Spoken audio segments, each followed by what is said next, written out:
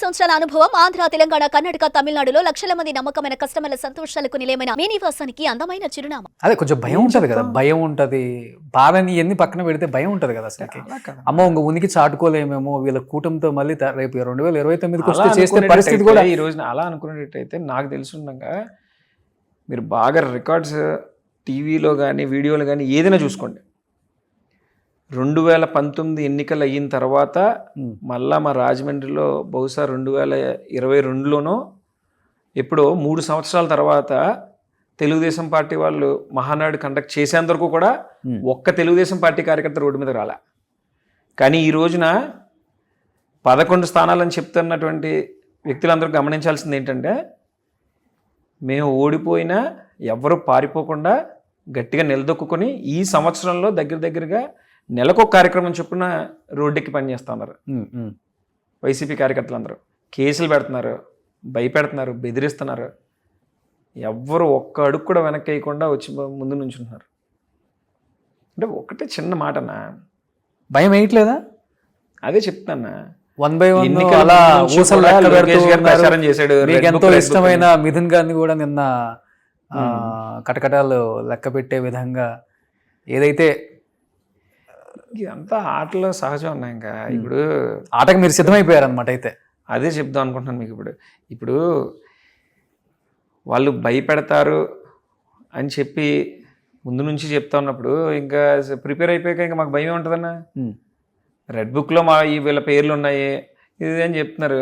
నిన్న మిథున్ అయ్యాడు, రేపు ఇంకోళ్ళు అవ్వచ్చు, ఎల్లుండి నేను అవ్వచ్చు. ఏం చెప్తాం, పెద్ద నాయకుల దగ్గర నుంచి మా దగ్గర నుంచి కింద స్థాయి నాయకుల వరకు అందరి మీద టార్గెట్ ఉందని వాళ్ళే చెప్తున్నారు కదా. వాళ్ళు చెయ్యొచ్చు, మేము ప్రిపేర్ అయిపోయి ఇంకేం చేస్తాం. మీ పోరాటం అయితే ఆపం. మీ అధినాయకుడు కూడా ప్రిపేర్ అయ్యి ఉన్నారా? నెక్స్ట్ ఆయనే అని కూడా వస్తుంది కదా ఒక వార్త ఇప్పుడు. అన్న మళ్ళీ చెప్తున్నా, దేశంలో కాదు ప్రపంచంలోనే అరుదైన నాయకుడు జగన్మోహన్ రెడ్డి. ఏ విషయం? భయం అంటే తెలీదు. ఓకే, ఆ విషయంలో ఓకే. భయం అంటే తెలీదు. ఎన్ని ఆరోపణలు ఎదురైనా సరే వనకడు.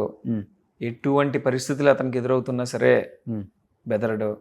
అతను నమ్ముకున్నటువంటి సిద్ధాంతం కోసం మాత్రమే పనిచేసేటటువంటి నాయకుడు వైఎస్ జగన్మోహన్ రెడ్డి.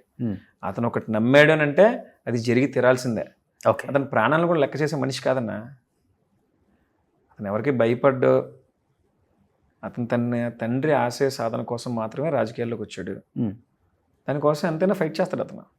మీ ఇద్దరికి టర్మ్స్ కండిషన్స్ ఎలా ఉంటాయి అసలుకి? ఎవరిద్దరు? జగన్మోహన్ రెడ్డి గారికి మీకు? జగన్ గారు మా నాయకుడు. అంతవరకు నాన్నగారి దగ్గర నుంచి రాజశేఖర రెడ్డి గారి దగ్గర నుంచి చూస్తే దగ్గరగా 30-40 సంవత్సరాలు నా తండ్రి రాజశేఖర రెడ్డి గారితో పాటు తిరిగారు.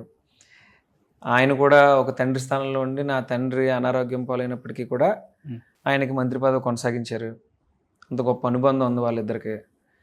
ఆ తరువాత జరిగినటువంటి కార్యక్రమాలన్నీ అందరికీ తెలిసినాయే, పరిణామాలన్నీ అందరూ చూశారు. ఈయన మాట ఇవ్వటం, అక్కడి నుంచి బయటకు రావటం,